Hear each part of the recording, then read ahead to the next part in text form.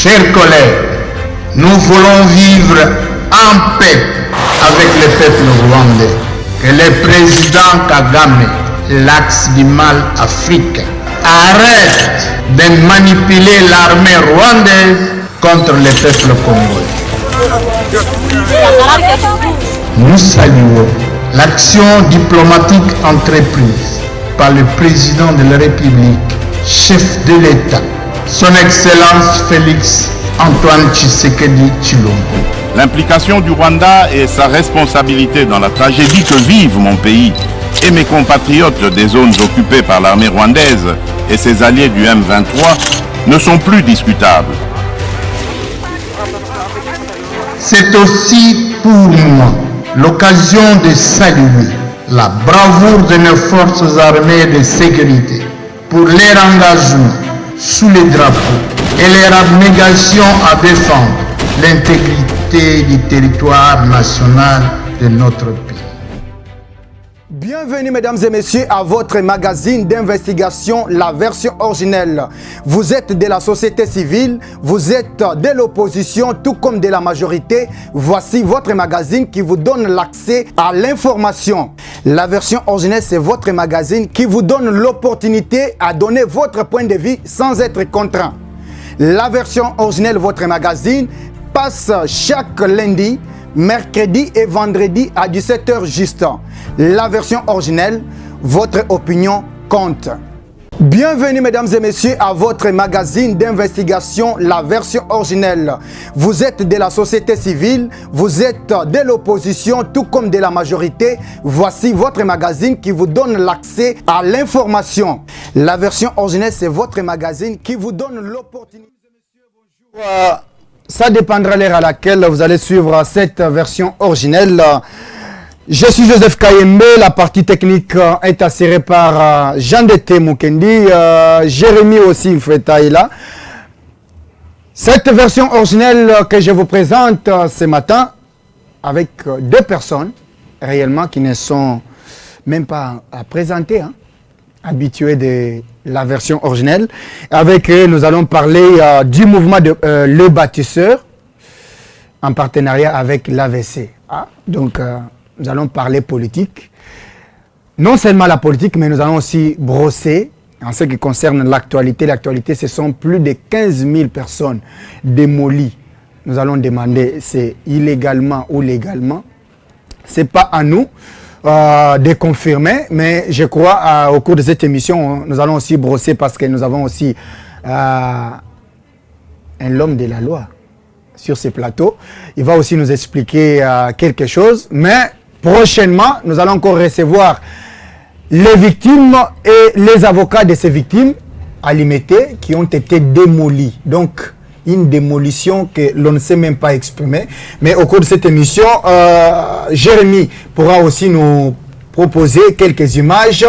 Mais là, je vous dis, vous avez la possibilité de suivre cette émission en écrivant tout simplement version originelle TV sur notre chaîne YouTube et vous aurez l'intégralité. Suivez également cette émission sur Peuple d'abord Télévision et aussi sur Facebook. Écrivez tout simplement Joseph Kayembe. Vous aurez la possibilité de suivre l'intégralité de cette émission. Je vous retrouve juste après quelques secondes pour entrer en long et en large de cette émission.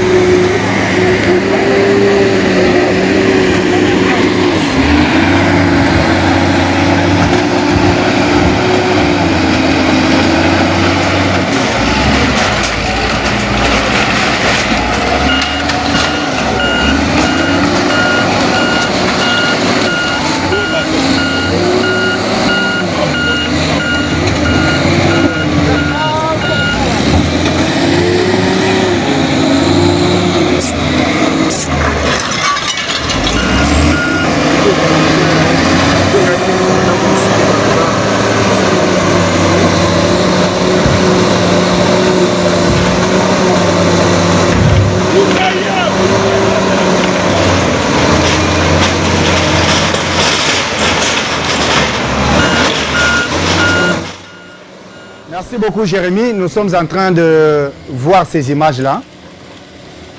Nous sommes en train de voir ces images-là. Nous voyons ce que nous appelons l'état des droits. Le problème, c'est que nous avons reçu sur ce plateau des avocats, réalisé plusieurs émissions avec les victimes de Sokopao. Un Congolais se réveille un matin, on lui montre l'espace, il achète, on dit qu'il y a l'arrêt de la Cour de cassation, il a quand même tous les documents possibles. Alors, s'il y a un projet de construction de métroquine et tout ce qu'on raconte là, on est habitué d'entendre tout ça, vous allez construire ceci, on va faire ceci, on va faire cela. Je ne sais pas, la bonne manière de faire cette démolition, c'est comment appeler les Congolais, discuter avec eux, dire que non, vous avez construit, voici les projets du gouvernement, nous allons faire ceci, nous allons faire cela. Ou soit, on va vous donner d'autres espaces, on va faire ceci. Mais là, c'est on voit, on pensait qu'avec le pouvoir de Félix Tshisekedi, les choses allaient se passer quand même d'une manière ordonnée parce que on se rappelle le temps de Kabyle, on avait même donné les gens des espaces pour occuper et construire. Malheureusement, nous voyons ce que nous sommes en train de voir là, les Congolais qui ont construit, et directement on vient, on dit que non, c'est pour l'État, c'est pour ONATRA, alors que les avocats qui étaient sur ces plateaux ont expliqué que cet espace a été déjà désaffecté depuis 1993. Ces Congolais ont tous les documents possibles. Alors, sur ce plateau, je ne suis pas seul, je suis avec, on commence avec le président. On commence toujours par le président.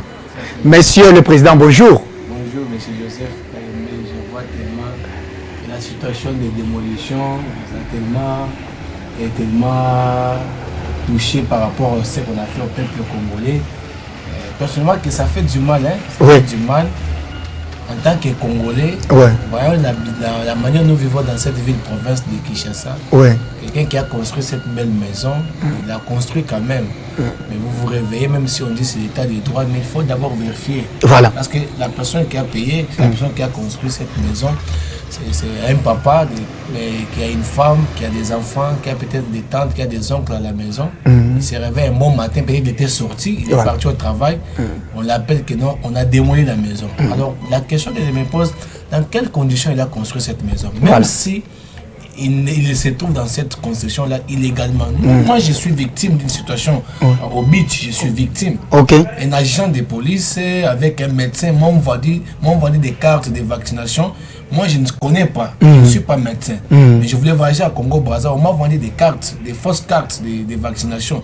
Mais comme je ne connaissais pas, on m'a arrêté, on m'a aidé, mais la personne qui m'a aidé en considère toujours un escroc. Comme les Congo existent avec... On vous a arrêté parce que vous n'avez pas la carte de vaccination qui est valable. J'avais la carte de vaccination, mais qui était faux document. Voilà. Mais la personne qui me donne maintenant, qui me donne la possibilité d'aller saisir le fichier de la police de l'État, c'est aussi un escroc.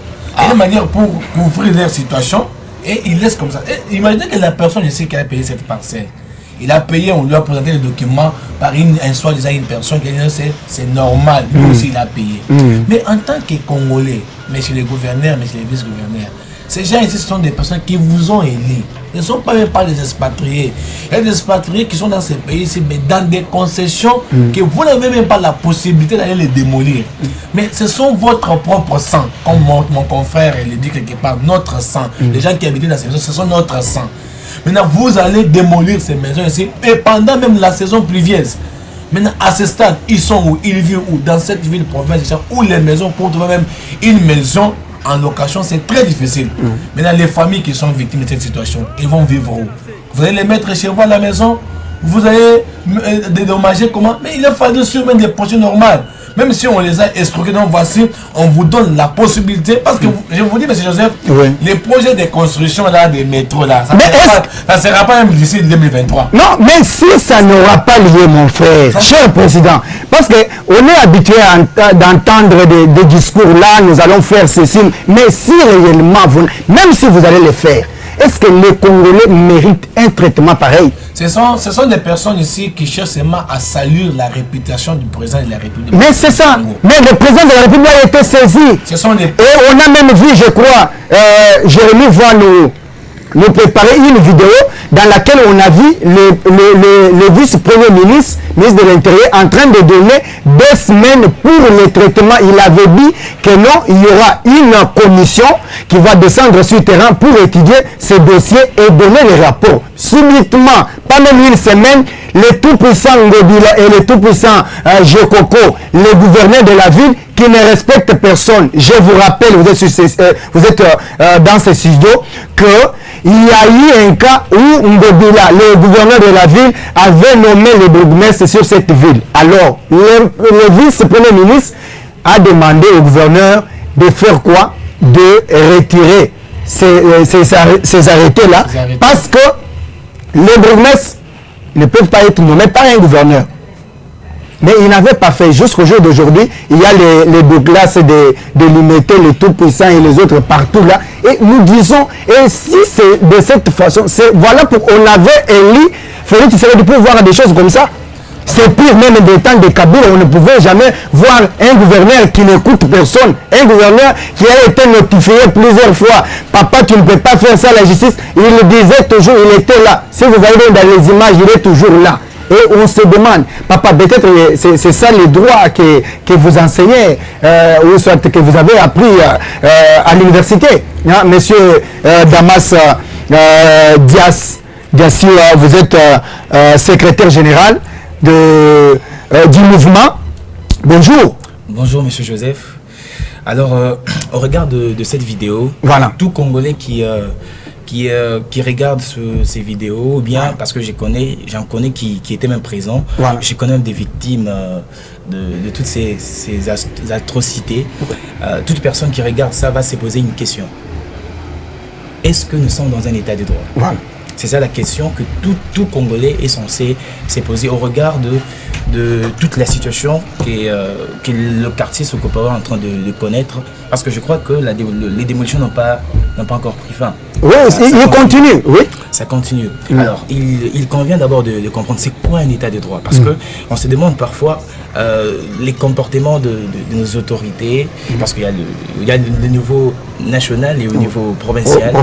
Et au niveau national, on n'a plus de pouvoir que les autorités qui sont au niveau provincial. Oui. Alors on se demande, dans un état de droit, comment est-ce que le partage de pouvoir est censé fonctionner.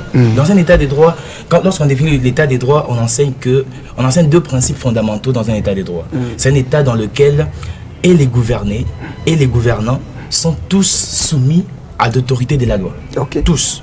Et en plus de ces facteurs, il y a aussi le deuxième facteur qui est très important, c'est l'existence des cours des tribunaux ou bien d'une justice indépendante. Voilà.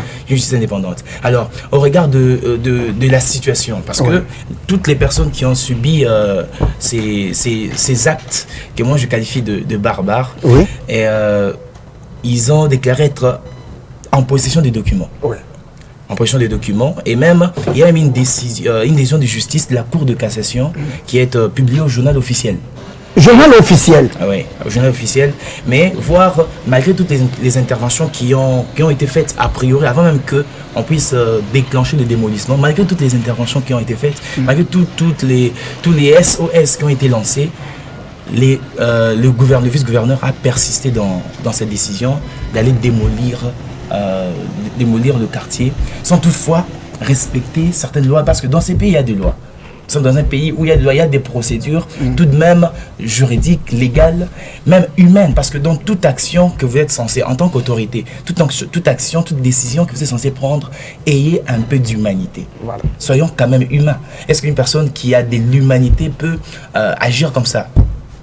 Moi, je me les demande. Parce qu'au regard de la loi, au regard de ce qui est juridique, le gouvernement, l'autorité provinciale a tort. Elle a tort. Voilà. Je crois, avant peut-être d'entamer notre sujet, je demande encore à Jérémy, parce que là, le problème c'est quoi? On ne sait pas réellement qui dirige qui. Nous sommes dans quel pays où les lois ne sont pas respectées? Si vous suivez la vidéo que Jérémy va nous balancer tout à l'heure, vous suivrez que le vice-premier ministre et ministre de l'Intérieur est en train de donner un message. Donc, je voudrais quand même, avant d'aller plus loin, qu'on écoute cette vidéo-là, cette petite vidéo-là. Jérémy nous propose cette petite vidéo-là. Nous allons voir la date et la date à laquelle le gouverneur de la ville de Kinshasa est descendu pour démolir. Alors, Jérémy, vous allez nous balancer cette vidéo-là et nous allons savoir réellement qu'est-ce qui se passe. Parce qu'on a même cité les sites qui étaient ciblés. Et on a donné un moratoire. Comment est-ce que le gouvernement central donne un moratoire, parle d'une situation dont le président de la République attend les rapports après 2 semaines. Mais là, on va démolir dans moins de quelques temps. Alors, suivons cette vidéo et puis on va suivre aussi juste après.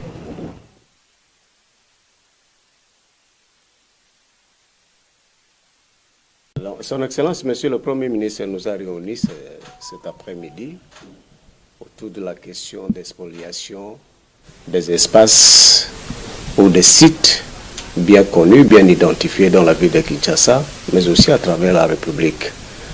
C'est devenu pratiquement une maladie chronique. On constate que dans la ville de Kinshasa, par exemple, il y a la baie d'Engaliema, Penemeles, Sokopao. On entend les gens parler et même manifester dans la ville. Parce qu'ils considèrent qu'en ayant des décisions de justice, ces espaces pourtant protégés, ces espaces sur lesquels la loi n'envisage pas qu'on puisse construire, ils sont en train de le faire et croient être en bon droit. Cette situation doit s'arrêter. Je rappelle ici qu'à l'occasion d'un conseil de ministres, Son Excellence Monsieur le Président de la République a donné des instructions pour que cette maladie s'arrête. On constate malheureusement que ça continue et le Premier ministre a estimé, au jour d'aujourd'hui, qu'il devait nous réunir, nous les ministres, et des responsables de l'armée et de la police, comme vous le constatez, parce que il est constaté aussi que dans certains sites, on trouve la présence des hommes en uniforme qui sont en train de protéger des droits illégalement acquis. Et ceci ne pouvait que requérir l'attention de tout le monde, les avis de tous ceux qui sont concernés pour que la République se gère convenablement par rapport à cette situation liée aux affaires foncières, à l'urbanisme et habitat, raison pour laquelle vous voyez les collègues ministres sectoriels à mes côtés, parce que nous venons de participer à cette réunion. Voilà. La mesure phare prise, c'est l'accès à tous ces sites-là. Tous ceux qui sont en train de construire illégalement, qu'ils le sachent au jour d'aujourd'hui, des dispositions sont prises pour que l'accès ne puisse pas leur être donné de manière à pouvoir continuer à faire ce qu'ils font. Ça, c'est la mesure phare d'aujourd'hui. Mais le travail de l'état des lieux est recommandé à nos collègues concernés pour que dans les 2 semaines qui viennent, nous puissions savoir où est-ce qu'on en est et qu'est-ce que nous devons faire en définitive. Voilà, merci beaucoup Jérémy. Donc, la télévision, comme on l'a toujours dit, c'est avec des preuves. Là, c'est M. Asselo, ministre de l'Intérieur, qui dit, le Premier ministre était là, même le président de la République attendent, ont donné l'ordre qu'il y ait des investigations, qu'il y ait le travail des commissions après 2 semaines. Mais comme on est dans la République, de plus forts peuvent faire tout ce qu'ils peuvent faire. Voilà pourquoi vous avez vu, peuvent poser des actes selon leur comportement, selon leur volonté, sans être inquiétés. Voilà pourquoi vous voyez tous ces Congolais-là. Prochainement, on va vous amener la vidéo pour voir combien de familles passent de nuit à Belle Étoile. Il faut voir, c'est ça le pouvoir. C'est ça le pouvoir. Et on pensait qu'après Kabila, on n'allait pas assister à de telles choses, mais c'est pire maintenant. Parce qu'il y a les tout-puissants Gobila et les tout-puissants Jekoko qui peuvent démolir quand ils veulent. Quand on donne 2 semaines, ils viennent après 3 jours, ils viennent démolir. Et c'est ça le Congo. Alors, le Congo est là et tous les peuples regardent les pouvoirs en place. Et nous allons voir les élections aussi pointent à l'horizon. 2023, on verra qui mérite notre voix et qui ne le mérite pas. Parce qu'aujourd'hui, nous avons compris que les politiciens congolais, tout ce qui les regarde, tout ce qui se présente comme leur intérêt, ils sont prêts à lâcher même la population. Même si vous allez pleurer, même si vous allez passer la nuit à Belle Étoile, ça ne les regarde pas. Parce que là, ce n'est pas leurs intérêts. Alors, nous allons entrer dans l'autre sujet. Nous allons parler du mouvement Les Bâtisseurs avec le président et son secrétaire général. Président, vous étiez humain, vous avez brossé un mot en ce qui concerne l'IMT Sokopao. Et là, on retourne dans votre structure. Je pense que le mouvement Les Bâtisseurs se porte bien. Oui, certainement, les mouvements Les Bâtisseurs se portent bien. Et certainement, en tant qu'humain, j'ai des larmes aux yeux en suivant ce que le ministre de l'Intérieur a dit. Oui, même si vous détenez, même si vous détenez les décisions de la justice. Lui-même est justice ministre et juriste. Voilà. Ça veut dire que vous savez que moi je vais voir dans cette situation avant que je parle de bâtiment. C'est parce que nous sommes tous Congolais. Nous sommes tous Congolais. Il y a des choses qu'on peut peut-être par erreur on nous a introduit là-bas, mais la justice est là pour remettre tout le monde dans la bonne ligne de conduite. Voilà. Quelqu'un qui détient des documents. Maintenant, avant de démolir, monsieur le ministre de l'Intérieur, il faut d'abord passer par la vérification des documents. Qui a signé? Qui a octroyé? C'est quel ministère? Président. C'est quel? Même pas parler de documents, parce que là, le ministre dit, même s'ils ont des documents judiciaires, donc ils reconnaissent, ils ont vu ces documents-là. Oui, certainement. C'est l'arrêt de la haute cour. Donc, écrit même dans les journaux officiels comme Maître Dias vient de les souligner. Mais nous sommes dans quel pays, papa? Mais certainement, c'est... Qu'est-ce que vous allez respecter dans ces pays? Là où la présidence de la République, dans les journaux officiels, on a écrit. Et vous ne respectez pas cela. Il y a un gouverneur et un vice-gouverneur qui se réveille un petit matin et il vient démolir. Mais qu'est-ce que vous allez respecter dans ces pays? C'est ça que je disais, que si on pouvait suivre les moratoires que le Premier ministre avait donné de 2 semaines, voilà. En tant que psychologue, parce que je suis un psychologue, on voit les décrets de traumatisme que vous avez infligé à ces familles, à ces familles qu'on a démoli leur maison. Alors, pour éviter ces traumatismes à des personnes, à des familles comme ça, les 2 semaines que les premiers ministres avaient donné, c'était peut-être aller d'abord parler avec les personnes concernées dans chaque site, comme vous avez dit, réunir les parents, les chefs des quartiers, et réunir tout le monde. Voici, vous êtes ici illégalement, même les documents qu'on vous a donnés, ça ne va pas, mais on vous donne 2 semaines, préparez-vous. Parce que quand je vois cette vidéo, on a démoli, il y a la présence des biens des personnes dans des maisons. Il y a des lits, il y a des assiettes, il y a même la nourriture, il y a même ceux qui ont leur banque dans leur maison. Imaginez que ceux qui ont perdu l'argent dans ces maisons, on est en train de démolir ici. Ils vont trouver ça où? Et je vous ajoute même, parce que vous l'avez déjà épinglé, mais il y a même des parents qui étaient allés au boulot, au travail, mais le soir tu rentres, on dit que non, on a tout démoli. Parce que c'est ça l'état des droits qu'on nous chantait par l'IDPS.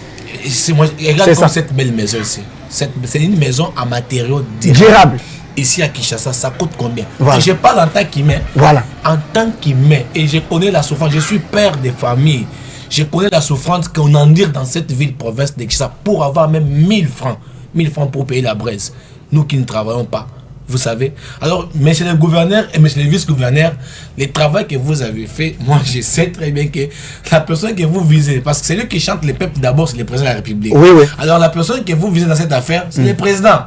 Parce que même lui-même, le président, il pouvait d'abord rencontrer son peuple, voilà. l'expliquer la situation, non, Bandeko, Bota, les Cambo, les Aboyés, te comprendre, on voulait ériger quelque chose comme ça. Mais je vais vous voir, il y a même des endroits où vous n'allez même pas passer. Oui. Il y a des sites que vous n'allez même pas passer parce que vous aurez peur. Voilà. Alors, il n'y a pas de problème. On reste humain, vous avez fait. Aux familles qui sont victimes, je n'ai qu'une parole à vous dire, fortifiez-vous. Ce n'est que le vent qui est venu. Ne baissez pas les bras. Dieu est le Seigneur, Dieu du vivant, le Dieu qui écoute la prière des gens même. Il y a même des églises qu'on a démolies, même des écoles qu'on a démolies. Alors prenez courage. Dieu va vous aider. Nous les bâtisseurs, nous sommes là. C'est pourquoi les bâtisseurs, nous sommes en train d'apporter une autre vision. Okay. Parce que tout ça, c'est quoi? Je vous ai dit la fois passée avec les émissions qu'on a fait avec vous.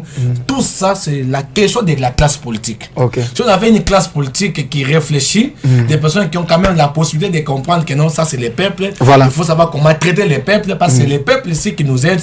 Les choses ne pouvaient pas arriver. C'est pourquoi les bâtisseurs, un mouvement qui appuie les structures, les partis politiques, qui ont quand même une vision qui peut changer ces pays. Je disais avec mon CG, j'ai dit, il y a cette phrase depuis 1960 qu'on dit, nous bâtirons un pays plus beau qu'avant.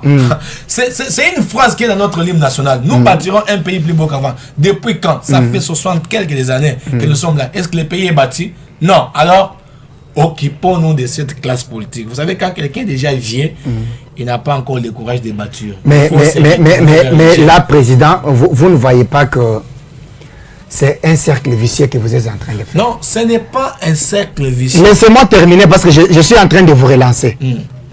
J'ai comme impression que vous avez de bonnes idées. Vous êtes entouré par des jeunes avec l'énergie, avec la connaissance. Mais allez jusqu'à entrer encore dans ces histoires des AVC ici, des partis politiques ici qui tuent ces pays. Non. Vous ne voyez pas que vous serez perdu. Parce que dans ces partis politiques, les gens ne donnent jamais leur point de vue. Il y a des autorités morales. Dans ces partis politiques, il y a du n'importe quoi. C'est toujours les tout-puissants qui donnent leurs avis. Les faibles ne parlent pas, ne participent pas à la prise de décision. Alors que nous, on pensait qu'avec le mouvement Les Bâtisseurs, vous avez une autre vision pour le Congo. Vous avez une autre façon de voir les choses. Papa, donc, vous ne voyez pas que, président, vous avez perdu votre vision et tout ce que vous étiez venu dire sur ces plateaux avec les bâtisseurs et changer la classe politique. Vous allez changer la classe politique tout en étant avec... que Dieu me pardonne. Bon, j'ai dit ceci. Vous savez, les bâtisseurs ont une administration bien assise. Et Maître Dias est là. Le travail qu'ils ont fait, c'est un travail impeccable. Les gens peuvent voir l'âge, la taille, mais c'est une tête bien faite.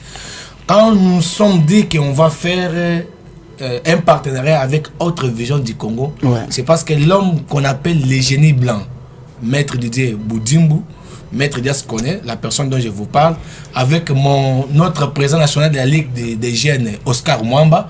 Alors nous nous sommes assignés, c'est par rapport à la vision qu'imprime cet homme, génie blanc, Maître Didier Boudimbu. C'est quelqu'un qui a une vision, quelqu'un qui ne veut pas se salir, quelqu'un qui aide sincèrement le président de la République démocratique du Congo. Alors en lisant les contenus de la vision de l'autre vision du Congo, c'est pourquoi nous en tant que les bâtisseurs, nous sommes un asbel. Alors, comme on voit la vision de Maître Didier Boudimbu avec le CG Magloire Kassongo, on s'est dit, ok, c'est un parti politique que les bâtisseurs peuvent porter, présenter à la face du monde, à la République démocratique du Congo, aux jeunes bâtisseurs que non. Et ils ont quand même, vous savez que pour votre information, Autre Vision du Congo, ça sera sa toute première fois de présenter les candidats en 2023. Ça veut dire que nous sommes, même quand on va parler avec eux, on va dire il faut sélectionner des personnes qui ont une vision de bâtir, pas des personnes qui ont une vision de démolir les Congos. Pour leur propre intérêt. Il peut même tuer quelqu'un, il peut tuer sa femme et c'est fait juste pour ses intérêts. Alors avec AVC, on doit faire les partenariats avec le mouvement des bâtisseurs. En tout cas, c'est une décision bien réfléchi avec notre administration pour dire que non, c'est l'unique parti politique qu'on va quand même qu'on peut appuyer jusqu'aux élections de 2023. CG, avant peut-être de parler de votre partenariat, Oui.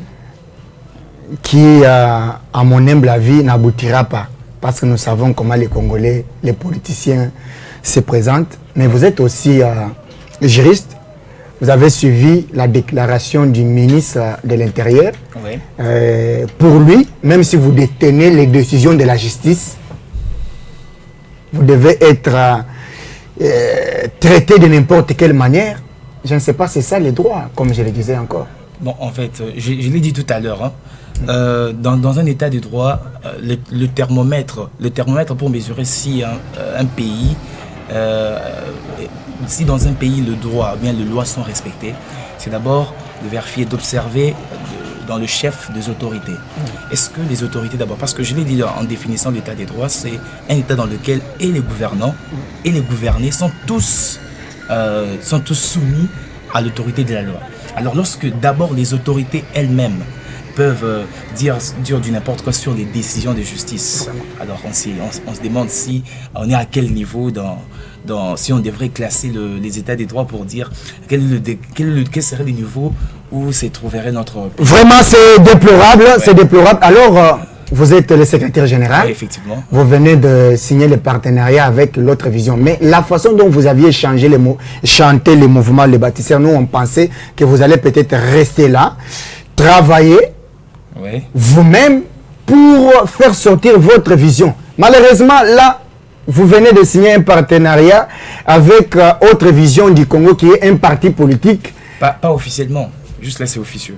Ok. Donc, les choses sont en train de se préparer, c'est encore à l'état embryonnaire. Ok. Donc très bientôt on va... Apparemment vous pouvez vous rétracter. Non, je dois regarder quelque chose. Oui. Vous savez, c'est pas parce que depuis l'indépendance, les partis politiques dans notre pays sont en train de trahir que tous les partis sont mauvais. Parce que déjà, la constitution du 18 février, telle que, du 18 février 2006, telle que modifiée à ce jour, en 2011, elle met les partis politiques au cœur de l'activité politique.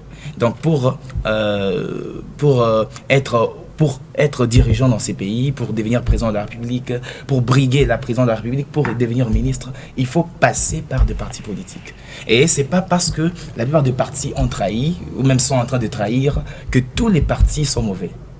Alors, comme le président était en train de le dire, l'AVC, c'est un parti que je dirais particulier, dans la mesure où déjà la vision, oui, la vision, elle est tellement bon. Nous avons été émus par la vision de M. Didier Boudimbu. Okay. C'est pourquoi nous avons déjà des contacts de manière officieuse pour que d'ici peu, on puisse officialiser notre partenariat. Donc, si les partis ont trahi avant, cette fois-ci, vous n'allez pas trahir avec l'AVC. On ne va pas trahir avec l'AVC. Ah. Certainement. Président, qu'est-ce que vous allez faire concrètement entre l'AVC et le bâtisseur? Qu'est-ce que vous comptez faire en réalité? Merci beaucoup, M. Joseph. Tel que le CG vient de le souligner, pas celui le patron et l'administration. Ouais. Ce qu'on veut faire avec l'AVC, quand nous avons étudié les contenus, on s'est rendu compte qu'on peut porter quand même les personnes qui sont dans l'AVC, en commençant par l'autorité morale, avec quelques membres. Parce que quand nous partons, nous faisons un partenariat, automatiquement, tous les membres des mouvements des bâtisseurs du Congo, qui se retrouvent, pour votre information, nous sommes déjà à Lubumbashi, dans le Haut-Katanga. Je suis allé au mois d'août pour installer notre structure là-bas. Alors, tous les membres des mouvements des bâtisseurs sont obligatoirement membres de l'AVC. Alors, avec notre vision, quand on parle d'un partenariat, ça veut dire que ce qu'eux ont et ce que nous avons, on met ça sur la table. On cherche quelles sont les personnes qu'on paie, parce que lui parle des autres visions du Congo et nous parlons du bâtisseur. Or, dans autre vision du Congo, nous amenons les bâtisseurs ensemble avec la vision qu'eux ont. On peut bâtir quand même un pays, un beau pays, plus beau qu'avant, tel que dit la phrase de notre hymne national. C'est pourquoi, avec nos ambitions, avec les ambitions politiques que nous avons, parce que la fois passée, vous m'avez dit comment vous pouvez les faire si vous n'êtes pas dans une structure officielle et politique. Alors c'est pourquoi on ne peut pas, on a des idées, on fait ces partenariats pour quand même appuyer les personnes, parce que M. Didier Boudimbo, c'est notre aîné, il est l'autorité morale du mouvement des bâtisseurs. Même vous qui êtes là-bas, vous allez voir quand même depuis qu'il était au ministère de l'EPSP jusqu'à maintenant au ministère des hydrocarbures, même si les choses semblent compliquées, mais vous sentez qu'il a quand même la maîtrise des choses. Mais sur ce terrain-là, vous n'allez pas me convaincre, Monsieur le Président, cher CG, parce que vous savez qu'aujourd'hui, la gestion de l'AVC ou du ministre Didier Boudimbo est beaucoup critiquée. Les carburants, il y a beaucoup de mafias qui se font dans ces ministères-là. Vous voyez comment les carburants changent les prix à chaque instant, même si c'est pas du tout à son niveau qui devrait tout régulariser, tout préparer, mais quand même on devrait voir l'organisation, parce que aujourd'hui ça affecte même le prix des transports. On ne sait pas. Mais Joseph, quand vous soulevez ces problèmes-là, vous voyez, il y a la FEC, la Fédération des grandes entreprises. Et vous allez voir que dans les secteurs pétroliers, il y a beaucoup. Vous savez, c'est la chose ici qui se passe aujourd'hui. C'est quelque chose qui date depuis longtemps. Ça fait 18 ans. Vous savez, le secteur pétrolier, il y a beaucoup les privés qui sont là. Vous avez vu dernièrement avec les vivres frais. Ouais. Le président a dit autre, mais comme le secteur est détenu par les privés vous imposent. Alors, l'autorité morale, M. Didier Boudimbo, il est là, en train de se battre. Vous savez, même s'il y a des variations, mais il y a une stabilité. Le président est en train de m'enseigner ce que moi j'ai appris. Les privés ne peuvent pas imposer à l'État. Les privés, vous savez, on est en train de négocier les marchés. Écoutez, les privés emportent leurs marchandises, n'est-ce pas, non? Maintenant, sur le plan du marché, on est en train, la situation qui se passe, on doit négocier les marchés pour permettre, et même la situation des carburants dans ces pays. Ce n'est pas seulement, moi j'étais à Congo-Brazza, ici au mois d'août. Au mois de juillet. À Congo-Brazza, même là où il y a j'ai vu à Pointe-Noire, il y a des bateaux sur l'océan Atlantique en train de suturer les carburants. Mais il y a la carence des carburants à Pointe-Noire, au Congo-Brazzaville. Ça veut dire que c'est une situation qui semble être purement mondiale. Ce n'est pas seulement chez nous ici, en République démocratique du Congo. Mais quelle que soit la situation, les décrets, mais l'autorité morale de l'AVC a quand même une maîtrise sur la situation. Le problème est que ce sont des personnes de mauvaise foi que vous avez dit. C'est pas ce que moi j'ai appris en économie. Je crois qu'il y a un problème de la gestion. Lequel? Moi je pense pas. Permettez-moi de réagir par rapport à ça. Oui, réagissez pas. En fait, le président était en train de dire que la situation de carburant, c'est pas seulement une situation congolaise. C'est partout. Bon, il y a 2 jours, j'ai vu sur France 24. Sur France 24, ça a encore commencé. Il y a certaines stations-service qui ont commencé à fermer et qui ne vendaient pas. Et puis je sais pas, avec comme le fait de contagion en matière économique, on parle souvent de ça, ça pourrait encore non seulement rester en France, mais aussi cette situation-là pourrait encore commencer à se manifester ici au Congo. C'est une situation mondiale. Et puis moi je pense qu'avec tout le programme qui est aux hydrocarbures, avec les projets qui ont été lancés, les appels d'offres et tout, je crois que lorsque le pétrole, les gaz seront produits sur place, et donc toutes les activités pétrolières, lorsqu'elles seront relocalisées, je crois que on aura beaucoup plus de marge de manœuvre à apprécier dans le chef de gouvernants pour prendre certaines décisions devront s'appliquer immédiatement sur tous les... Parce qu'on ne parlait pas de produits pétroliers comme tels, mais on parlait de bâtisseurs et l'entrepreneuriat. Alors, je ne sais pas, maintenant que vous êtes les alliés de l'UDPS, l'AVC bien sûr, l'AVC c'est aussi allié de l'UDPS. Oui. C'est ça. Parce qu'aujourd'hui, vous devez quand même endosser tout ce qui se passe au Congo. Donc, vous devez vous partager les bilans parce que c'est ça. C'est là où j'ai vu nos frères de